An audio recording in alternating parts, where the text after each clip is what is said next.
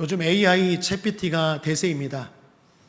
목회도 설교도 AI 챗GPT 때문에 어떻게 해야 되나라는 세미나, 그리고 토론, 그리고 학술 대회들이 많습니다.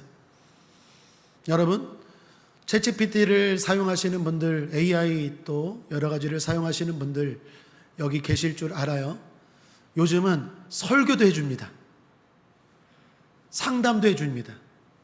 제가 봤는데 너무 그럴듯해요. 정보도 정확합니다. 설교도 너무 논리적으로 잘 만들어줍니다. 그럼에도 불구하고 우리가 이렇게 모여야 되고 예배해야 되는 이유가 뭘까요? 저는 두 가지입니다. 하나는 인격성입니다. AI는 인격을 대신해 줄 수 없어요. 하나님은 인격이 하나님인 줄 믿습니다. 우리가 드리는 예배는 정보를 얻고 아는 것이 중요한 게 아니라 인격적인 하나님 앞에 인격적인 우리가 관계를 맺고 드리는 예배인 줄 믿습니다. 그래서 모여야 돼요. 또 하나, 성령의 역사입니다. AI는 성령의 역사가 없어요. 성령은 어떻게 일하실지 몰라요. 그러므로 신앙 고백합니다. 오늘 기대가 됩니다. 여러분 믿습니까? 예배 드릴 때마다 기대하십시오. AI는 우리에게 어떤 기대도 줄 수 없어요. 그러나 성령이 함께 하시는 예배는 우리의 삶 가운데 놀라운 역사, 기대가 이루어지고 또 기적이 이루어질 줄 믿습니다.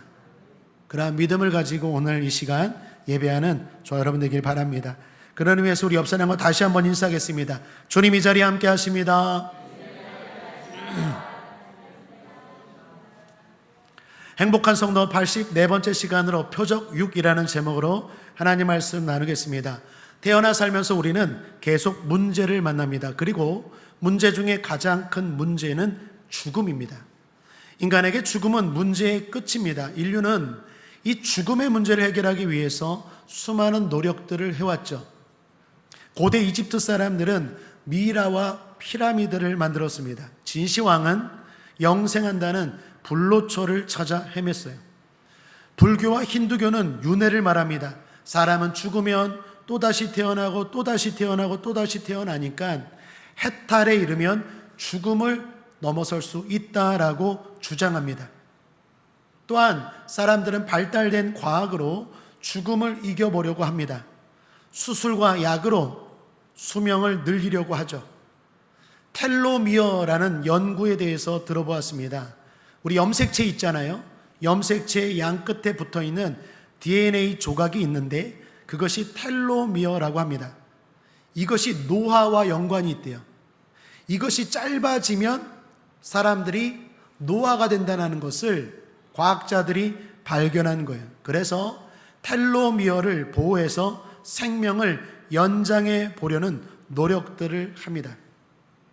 또한 항노화 물질, 유전자 편집 등을 통해서 젊음을 더 유지하려고 생명을 연장해 보려고 합니다. 심지어 사람의 뇌를 디지털화하여서 의식을 옮기려는 시도도 합니다.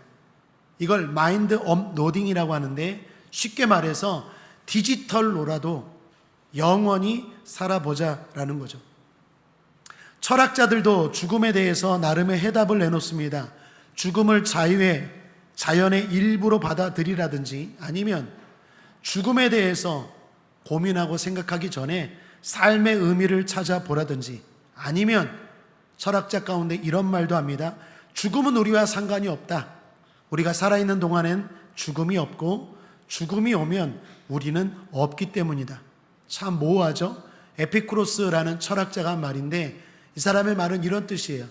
우리가 살아있는 동안에는 죽음을 경험할 수 없으니까 두려워할 필요가 없고 우리가 죽으면 의식이 없으니까 죽음을 경험할 수 없으니까 두려워할 필요가 없다. 고로 죽음 두려워하지 말라라는 이야기. 대단히 그럴듯한 말 같은데 대단히 회피적인 말입니다. 죽음 이후에 있는 실제에 대해서 답을 주지 못하라는 말이. 결국 제가 죽음을 해결해 보려는 사람들의 노력들을 정리해 보니까 두 가지예요. 해결해 보려고 노력했는데 안 되는 경우, 또 하나는 죽음을 모르니까 회피하려는 경우. 안 되겠다, 모르겠다. 이것이 죽음 앞에 선 많은 사람들의 태도입니다. 그렇다면 성경은 죽음에 대해서 어떻게 말합니까? 무력하지도 않고 회피하지도 않습니다. 오히려 이렇게 선포합니다. 고린도전서 15장 55절 함께 읽겠습니다. 시작.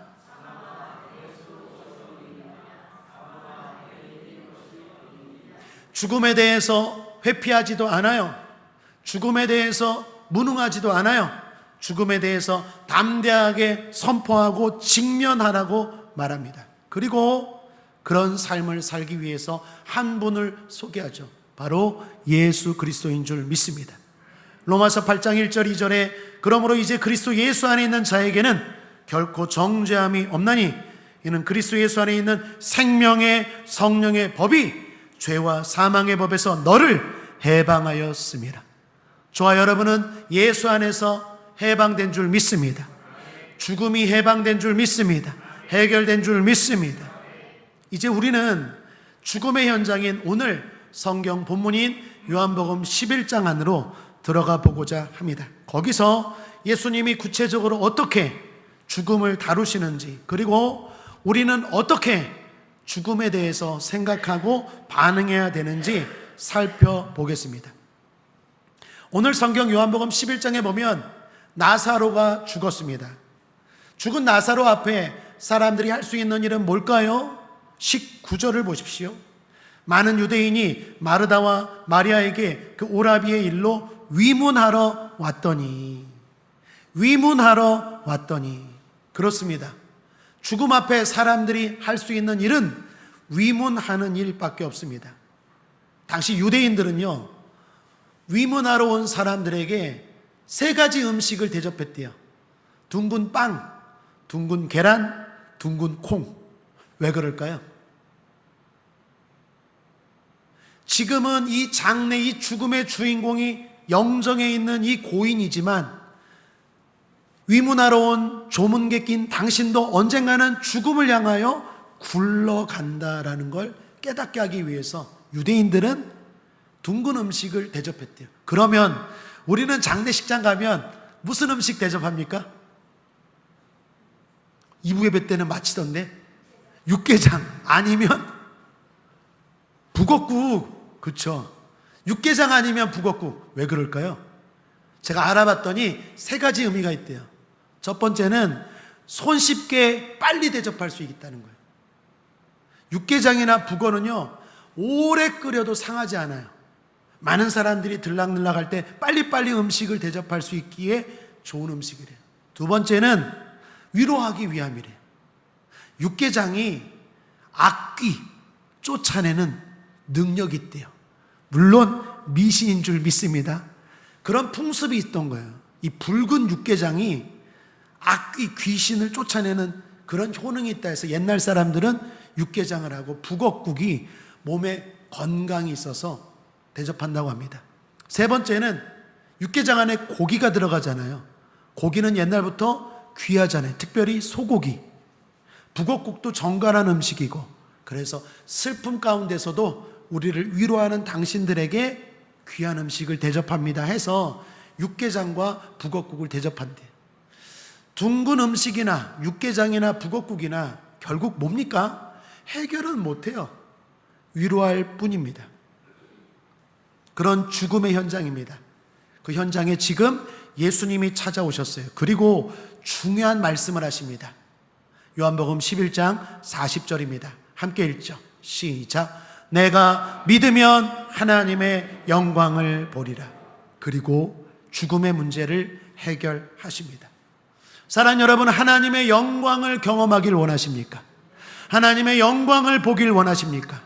그러면 딱 하나, 우리의 과제는 믿음입니다. 내가 믿으면. 그렇다면 우리의 믿음이 어떤 믿음인지 오늘 이 시간 살펴보고 결론은 하나님의 영광을 경험할지어다. 첫 번째로 아는 것을 넘어 믿어야 합니다. 과거 어떤 성도님 댁에 신방을 갔습니다. 그런데 새들을 키우셨어요. 제가 그 집에 들어가니까 앵무새가 이렇게 말해요. 안녕하세요, 안녕하세요. 제가 깜짝 놀랐어요. 그래서 안녕하다, 그래 고맙다, 너는 안녕하니? 라고 물었어요.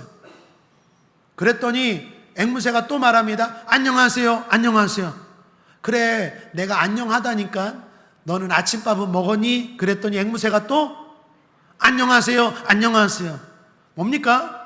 앵무새가 마음이 있어서 나를 알아서 안녕하세요 하는 게 아니라 그냥 흉내낼 뿐이에요. 주인이 가르친 것 흉내낼 뿐이에요. 여러분, 신앙도 이럴 수 있어요. 이건 흉내내는 것이고 믿는 것이 아니죠. 주님은 오늘 우리에게 말합니다. 흉내내지 말고, 아는 것으로 그치지 말고, 배운 것으로 그치지 말고 믿으라 라고 말합니다. 어느 집사님이 계십니다. 힘든 상황에서 이렇게 말합니다. 하나님 살아계신 거 알아요. 그랬더니 구역장님이 이렇게 권면합니다. 집사님, 하나님이 살아계신 건 안다면 그 하나님을 의지 한번 해보세요. 그 하나님을 믿어보세요. 그리고 금요철에 나오시고 새벽 기도에 나오시고 믿음으로 하나님 앞에 물질도 드려보세요. 봉사도 하고 전도도 해보세요. 그랬더니 그 집사님이 이렇게 말해요. 머뭇거리다가 아는 것과 믿는 것은 참 많이 다르네요. 나는 하나님을 믿는다고 말했지만 지금까지 아는 것이 없네요. 사랑하는 여러분, 우리가 하나님을 믿는다고 말하지만 실은 아는 신앙, 흉내내는 신앙에 머물러 있을지 몰라요. 그래서 어쩌면 하나님의 영광을 경험하지 못할 수도 있다는 것입니다. 아는 신앙은 논리입니다. 논리 앞에서는 어떤 일도 일어나지 않아요. 믿는 신앙은 반드시 역사를 가져오고 믿는 신앙은 반드시 행동이 따라옵니다. 여러분, 은행을 믿죠? 안전하다고 믿어요. 이자를 준다고 믿어요. 그러면 어떻게 합니까? 돈을 맡기는 행동을 하죠. 차를 믿어요. 차가 안전하다고 믿고, 차가 편리하다고 믿고, 차가 이동한다고 믿어요. 그러면 어떻게 합니까? 차를 타는 행동을 하죠. 하나님을 믿으면 반드시 그 사람은 행동을 해요. 그에 걸맞는 행동을 해요. 그런데 나는 믿어요, 나는 믿어요 그러면서 행동을 하지 않는 건 마치 앵무새가 말하는 것처럼 안녕하세요, 안녕하세요, 아멘, 아멘 이거와 똑같아요. 아무런 역사, 아무런 하나님의 영광을 경험할 수 없다라는 것입니다. 주님은 오늘 우리에게 이렇게 질문합니다. 함께 읽어보죠. 요한복음 11장 25절입니다. 나는 부활이요 생명이니 나를 믿는 자는 죽어도 살겠고 무릇 살아서 나를 믿는 자는 영원히 죽지 아니하리니 이것을 내가 아느냐? 아느냐? 믿느냐? 믿어야 돼요. 나사로가 죽은 다음에 주님은 마르다의 집에 늦게 도착했습니다. 이미 나사로가 죽은 지 나흘이 지난 시점이었어요. 그러자 마르다는 예수님께 이렇게 말합니다. 22절 예수께 여짜오되 주께서 여기 계셨다면 내 오라버니가 죽지 아니하였겠나이다. 그러나 나는 이제라도 주께서 무엇이든지 하나님께 구하시는 것을 하나님이 주실 줄을 아나이다. 대단히 믿음이 있는 것 같지만 이건 아니에요. 마르다는 아나이다 라고 말해야 되는 게 아니라 뭐라고 말해야 됩니까? 믿나이다 라고 말해야 돼요. 하나님이 계시다는 건 사탄도 알아요. 세상 사람도 알아요. 우리는 하나님의 능력과 하나님의 사랑과 하나님의 복을 경험하길 원하는 사람들이고 경험해야 될 줄 믿습니다. 그러면 아나이다가 아니라 믿나이다. 신앙은 지식의 축적이 아닙니다. 지식을 넘어 인격적인 신뢰입니다. 우리는 주님에 대해 더욱 알아가는 게 아니라 믿어가야 합니다. 갈수록 사랑하고요, 갈수록 더 의지하고요, 갈수록 주님밖에 없음을 고백해야 합니다. 로마서 10장 10절에 사람이 마음으로 믿어 의에 이르고 입으로 시인하여 구원에 이르느니라. 만약에 여러분 가운데 믿음이 없다면, 믿고 싶은데 믿어지지 않는다면, 그런 분들이 오늘 이 자리에 계시다면 귀신 들린 아들을 둔 아버지가 했던 이 말을 기억하십시오. 마가복음 9장 24절 함께 읽죠. 시작. 곧 그 아이의 아비가 소리를 질러 가로되 내가 믿나이다. 나의 믿음 없는 것을 도와주소서 하더라. 문제를 놓고 기도하기 전에 믿음을 놓고 기도하십시오. 믿음을 달라고. 믿음을 달라고. 기도는 하지만, 예배는 드리지만 믿음이 없는 나를, 흉내만 내는 나를, 아는 것으로 그친 나에게 주님 믿음을 주옵소서. 둘째로 한번 따라하죠. 어떤 상황에서도 긍정적으로 말하겠습니다. 예수님은 나사로의 소식을 듣고 이틀을 더 머무셨다가 베다니로 출발하십니다. 베다니로 가려고 할 때 제자들이 말렸어요. 왜냐하면 예수님을 죽이려는 사람들이 있었기 때문입니다. 그런데 예수님은 이렇게 말합니다. 9절에 예수께서 대답하시되 낮이 12시가 아니냐. 사람이 낮이 다니면 이 세상에 빛을 보므로 실족지 아니하고. 무슨 말입니까? 아니다. 기회다. 오히려 더 잘됐다. 많은 사람들이 모였을 때 죽은 자를 살리는 걸 사람들이 보면 실족지 않고 믿지 않겠느냐. 난 두렵지 않다. 핍박이 있다라는 것, 환란이 있다는 것 두렵지 않다. 가자 제자들아. 그러면서 제자들에게 이렇게 말씀하세요. 나사로를 깨우러 가자. 11절입니다. 여러분 한번 읽어보죠. 시작.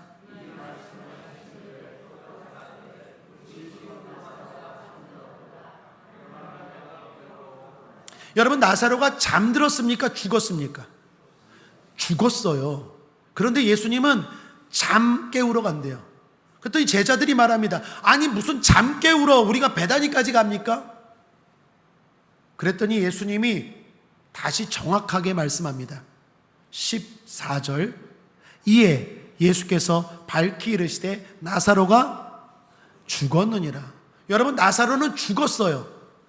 그런데 예수님은 왜 잠잔다, 깨우러 간다고 말했을까요? 문제에 대한 과소평가예요. 너희들이 크게 생각하는 죽음의 문제도 나에게는 아무것도 아니라는 건 믿고, 믿음의 사람이라면 믿음의 사람답게 긍정적으로 말하라는 거예요. 사랑 여러분, 우리는 너무 문제를 확대하는 경향이 있어요. 문제를 크게 생각하는 경우가 있어요. 많은 사람들이 제 목에 대해서 걱정해 주십니다. 감사합니다. 그러나 아무것도 아닙니다. 왜 아멘을 안 하십니까? 아무것도 아니에요. 우리는 문제를 너무 과대평가하는 경향이 있어요. 주님이 지금 그걸 가르쳐 주는 거예요. 너희들 나를 믿는다면서 이거 죽음 아니야, 잠이야, 그냥 깨우면 돼. 과소평가라는 거예요. 드디어 예수님이 나사로가 있는 베다니 지역에 도착했습니다. 그때 마르다가 마중 나와 있어요. 그리고 이렇게 말합니다. 21절. 마르다가 예수께 여짜오되 주께서 여기 계셨다면 여호와 내 오라비가 죽지 아니하였겠나이다. 여러분 질문합니다. 마르다는 믿음이 있었습니까? 믿음이 없었습니까? 믿음이 있었어요. 평소에도 예수님과 가까웠던 사이가 나사로와 마르다와 마리아의 가정이에요. 형제들입니다. 나사로가 오빠고 마리아와 마르다가 동생이에요. 여동생들. 그러므로 예수님의 능력을 보았고 예수님의 기적을 체험했고 믿음이 있어요. 그런데 믿음이 있긴 있는데 여기 마르다의 믿음에서 한계가 보입니다. 어떤 한계입니까? 장소의 한계. 주님, 내가 주님을 믿지만 주님이 여기 안 계셨잖아요. 여기만 계셨더라면 우리 오라비가 살았을 텐데. 마르다가 믿기는 믿지만 부족한 믿음인 걸 보여주는 거예요. 그러자 예수님이 이렇게 말합니다. 마르다야, 네 오빠가 살아날 거야. 그러자 마르다가 다시 이렇게 말합니다. 24절. 여러분이 한번 읽어보죠. 시작.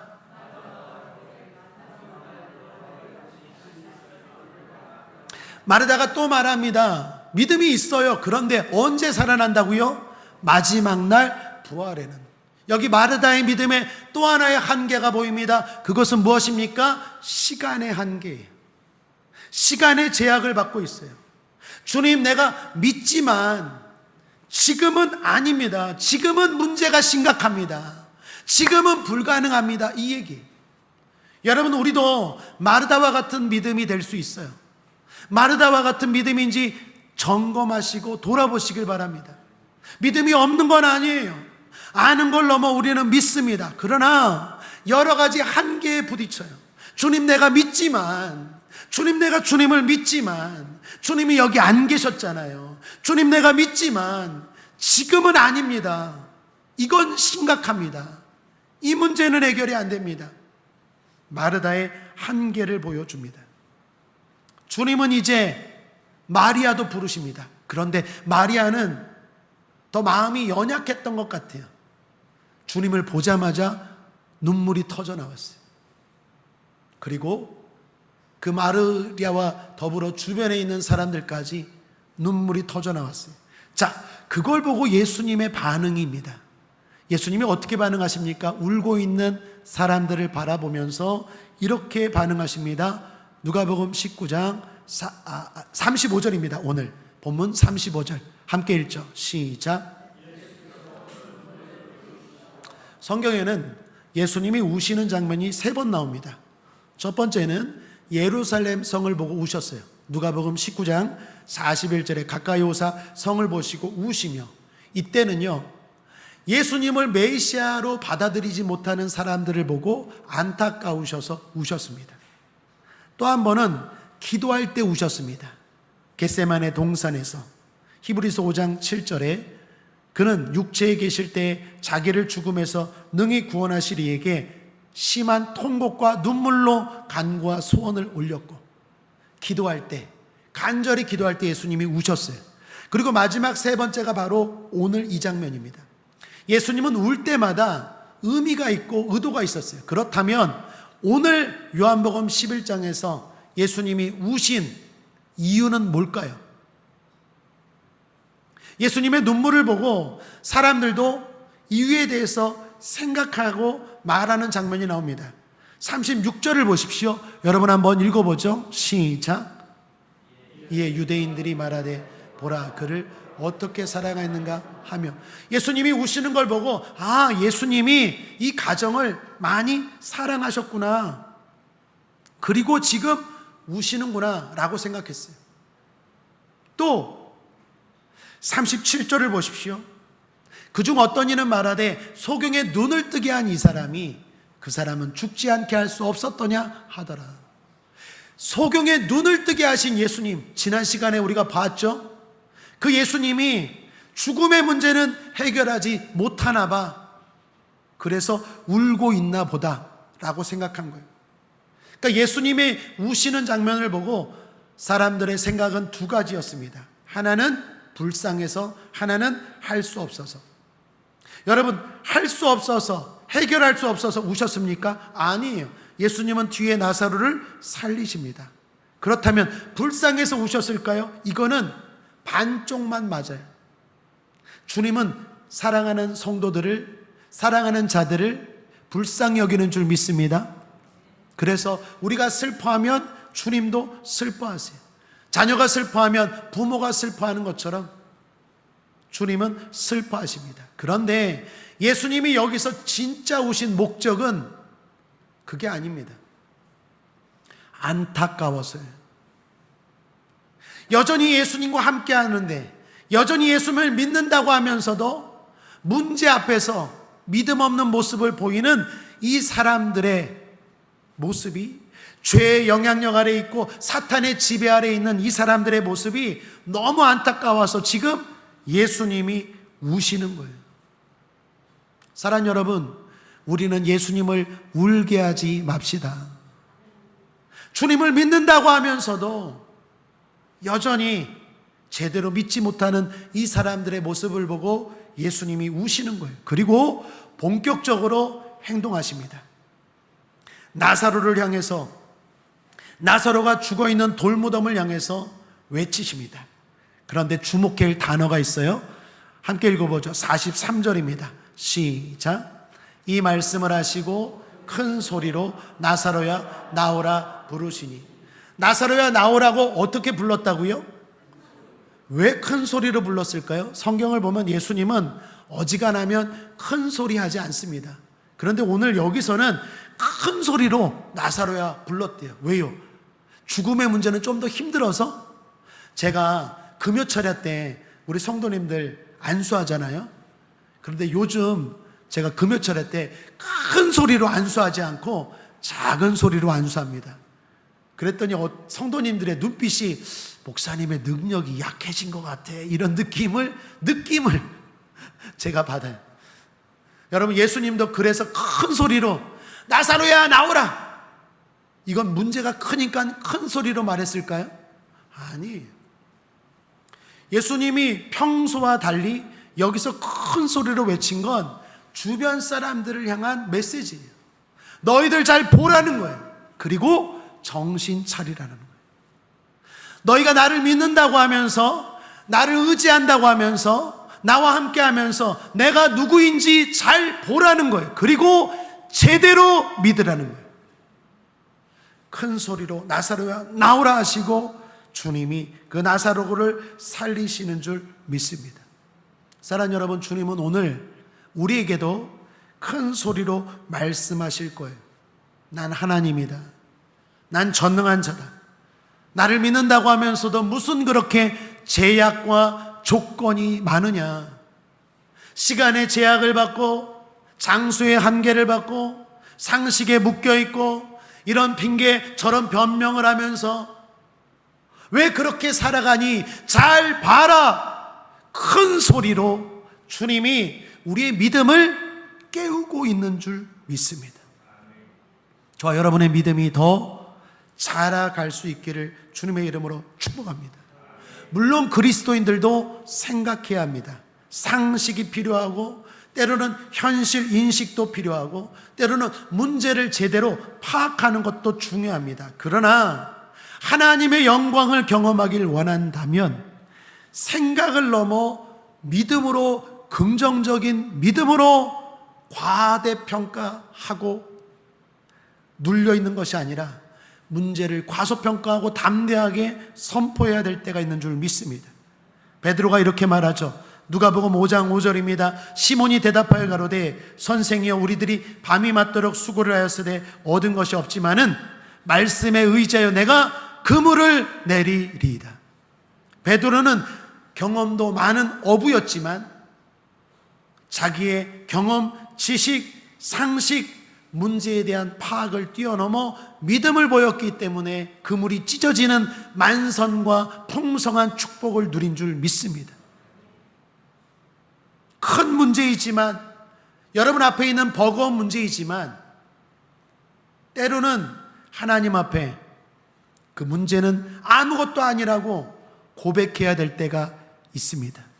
민수기 14장 9절 한번 읽어보시되, 특별히 여러분 지금 여러분 앞에 있는 문제가 어떤 것이 있다면 그것을 생각하면서 함께 읽어보죠. 시작. 오직 여호와를 거역하지 말라. 또 그 땅 백성을 두려워하지 말라. 그들은 우리 밥이라. 여호수아와 갈렙이 가나안 땅을 정복하고 가나안 땅의 축복, 약속을 누리게 될 때 하나님이 주신 말씀입니다. 하나님의 역사와 능력을 경험하는 자리에서 사람들은 믿음을 보였어요. 그 믿음은 긍정적인 말입니다.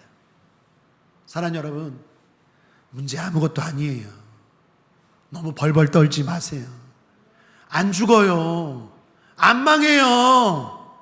괜찮아요. 한번 따라하겠습니다. 아무것도 아닙니다. 껌이에요. 아무것도 아니에요.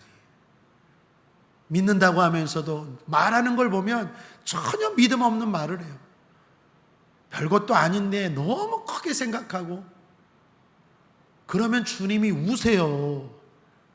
너는 목사이면서, 너는 안수집사라면서, 너는 권사라면서, 너는 구역장 재직이라면서, 나를 믿는다면서 늘 하는 말을 보면 그게 믿는 거니? 문제는 크게 바라보고 왜 나를 바라보지 않니? 그리고 주님이 엉엉엉 우세요. 그러므로 사랑하는 여러분, 여러분 앞에 있는 문제가 설령 클지라도 주님을 바라보시고 답이야, 껌이야, 아무것도 아니야, 그런 언어가 습관이 되기를 주님의 이름으로 축복합니다. 아이들 동화책에 나오는 이야기입니다. 어느 날 지렁이가 힘들게 기어가고 있었어요. 그런데 그 옆을 보니까 굼벵이가 더 힘들게 지나가고 있는 거예요. 그래서 지렁이가 굼벵이에게 말했대요. 야, 굼벵아, 내 등에 타. 그래서 굼벵이가 지렁이 등에 탔대요. 굼벵이가 타서 보니까 지렁이가 너무 빠른 거예요. 야, 지렁아, 너무 천천히 가. 나 어지럽다. 멀미할 지경이야. 그리고 지렁이가 굼벵이를 태우고 가는데 옆에 거북이가 이렇게 지나가다가 딱 보니까 얘네들이 너무 힘든 게 불쌍해 보여. 그래서 지렁이와 굼벵이에게 거북이가 이렇게 말했대요. 야, 얘들아, 내 등에 타. 그래서 지렁이하고 굼벵이가 거북이 등에 탔더니 어땠을까요? 이거는 장난이 아니야. 이거 완전 KTX야. 너무 빨라. 야, 거북아, 천천히 좀 가. 이게 애들 동화에 나오는 이야기. 여러분, 교훈이 뭔지 알아요? 다 상대적이라는 거예요. 내가 버겁다고 생각하고, 내가 힘들다고 생각하고, 내가 큰 문제라고 생각하지만 주님 등에 타고 있는 우리에게는 아무것도 아닌 줄 믿습니다. 굼벵이처럼 지렁이처럼 살지 마시고 성도답게 삽시다. 그렇다면 믿음으로 말하는 습관이 되어야 돼요. 한번 따라하겠습니다. 할 수 있다. 하면 된다. 해보자. 기적이 일어납니다. 좋은 일이 일어난다. 믿습니까? 죽겠다, 안 된다, 못한다, 심각하다, 큰일 났다, 사탄아 물러갈지어다. 그건 우리가 할 말이 아니에요. 세상 사람들이나 할 말이에요. 죽음 앞에서도 주님은 잔다, 깨우러 가자. 이게 주님의 언어의 습관이에요. 멋지지 않습니까? 그리고 실제로 깨우시는 줄 믿습니다. 빌립보서 4장 13절 함께 읽겠습니다. 시작. 내게 능력 주시는 자 안에서 내가 모든 것을 할 수 있느니라. 마지막 세 번째, 환경보다 주님을 바라보십시다. 이제 주님은 능력을 행하시기 전에 믿음의 행동을 요구하십니다. 그 마지막 행동은 돌 무덤을 가로막고 있는 돌을 옮겨 놓으라 라고 말해요. 그랬더니 마르다가 이렇게 말합니다. 34절입니다. 주여, 죽은 지가 나흘이 되었음에 벌써 냄새가 나나이다. 이 말에서 우리는 마르다가 뭘 바라보고 있는지를 알 수 있죠. 주님을 더 크게 바라보고 있습니까? 아니면 현실을 더 크게 바라보고 있습니까? 현실을 크게 바라보고 있어요. 주님이 지금 돌을 옮겨 놓으라, 내가 너에게 능력을 보여주겠다, 내가 너에게 복을 주겠다라고 말하는데 여전히 마르다는 주님보다 문제를, 현실을 더 크게 바라보고 이렇게 말합니다. 냄새가 나요. 주님, 지금 몰라서 하는 이야기인데 죽어서 썩어서 시체가 돼서 냄새까지 나요. 이건 안 돼요. 어쩌면 오늘 우리도 이렇게 말할지 몰라요. 목사님, 제가 믿지만 내 문제는 지금 보세요. 얼마나 심각한지. 항상 믿음의 싸움은 이 두 싸움이에요. 이 기로에 놓인 싸움이에요. 주님을 더 크게 볼 것이냐, 주님의 말씀을 더 크게 보고 순종할 것이냐, 아니면 여전히 문제를 크게 바라보고 문제를 말하고 문제를 이야기할 것이냐. 마르다는 문제예요. 그런 마르다에게 주님이 책망조로 하신 말씀이 바로 오늘 요한복음 11장 40절입니다. 내가 믿으면 하나님의 영광을 보리라. 여러분, 여기서 주님이 말씀하신 내가 믿으면에는 많은 것들을 함축하고 있어요.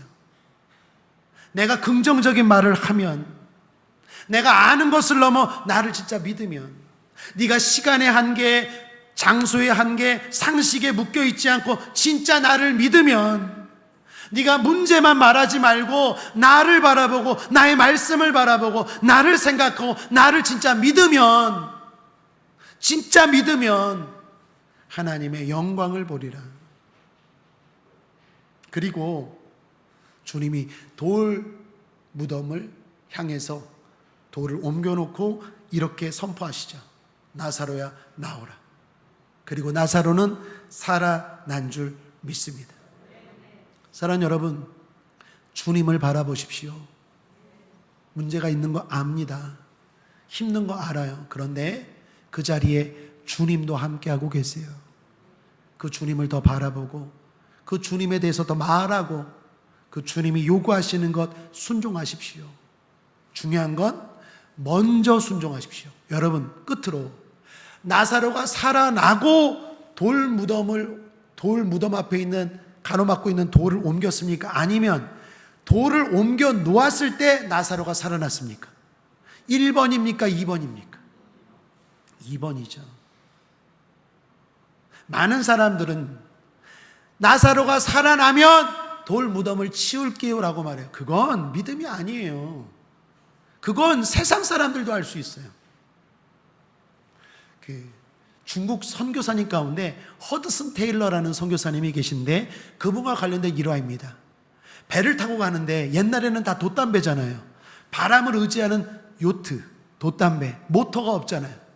근데 바람이 불지 않아갖고 배가 더 이상 가지를 못하는 거예요. 그때 선장이 이 허드슨 테일러가 목사님인 걸 알고 이렇게 부탁했대요. 목사님, 선교사님, 하나님 앞에 바람을 달라고 기도 좀 해주세요. 바람이 불지 않습니다.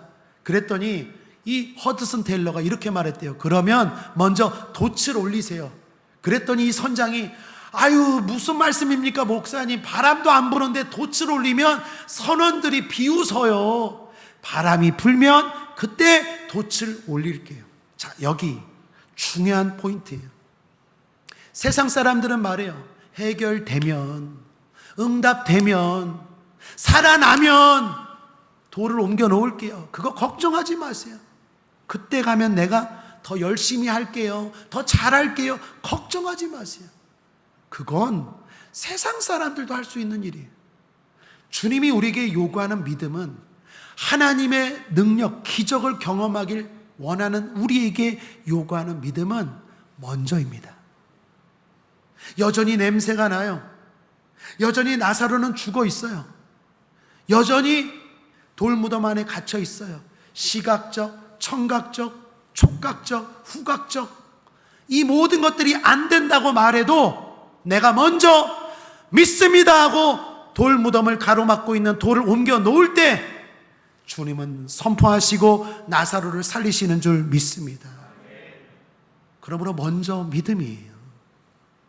여러분의 믿음을 먼저 보이십시오. 우리의 믿음을 주님 앞에 먼저 보입시다. 그러면 주님 말씀하실 거예요. 내 믿음대로 될지어다. 그 순간 우리의 믿음대로 질병은 치료되고 저주는 끊어지고 문제는 해결되고 가난은 해결되고 소원은 이루어질 줄 믿습니다. 지혜가 임하고 하나님의 능력이 나타나는 역사가 나타날 줄 믿습니다. 사랑하는 여러분, 저는 오늘 이 말씀을 준비하면서 저와 우리 교회의 성도들을 생각하고 늘 그렇지만 이번에도 간절히 기도하고 말씀을 준비하고 또 전합니다. 주님은 살아계시고 지금도 이 자리에 함께하고 계신 줄 믿습니다. 우리는 오늘 무슨 정보를 얻기 위해서 성경적인 영적인 지식을 얻기 위해서 온 게 아니라 하나님을 경험하기 위해서 하나님의 영광을 경험하기 위해서 살아계신 하나님 앞에 나와 예배하고 있는 줄 믿습니다. 그렇다면 우리의 믿음이 어떤 믿음인지 오늘 이 시간 다시 한번 돌아봅시다.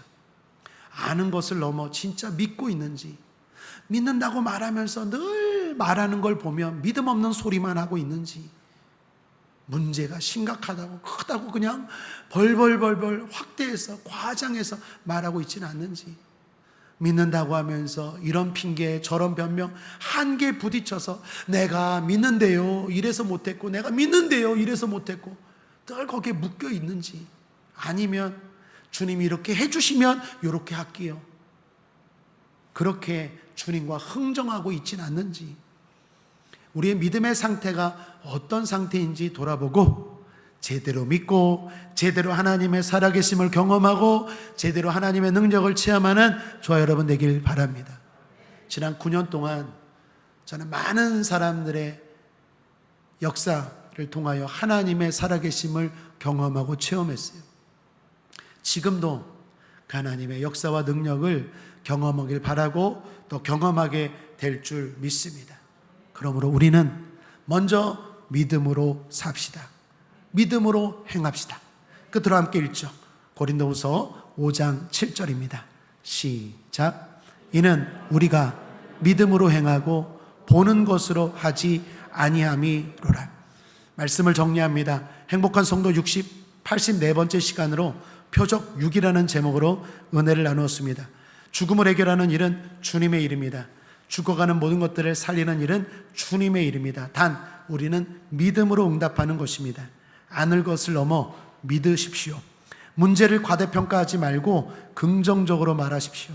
그리고 환경보다 주님을 바라보십시오. 그렇게 할 때 부활이요 생명이신 주님의 영광을, 주님의 능력을, 주님의 기적을, 주님의 생명을, 주님의 도움을 경험하게 될 줄 믿습니다.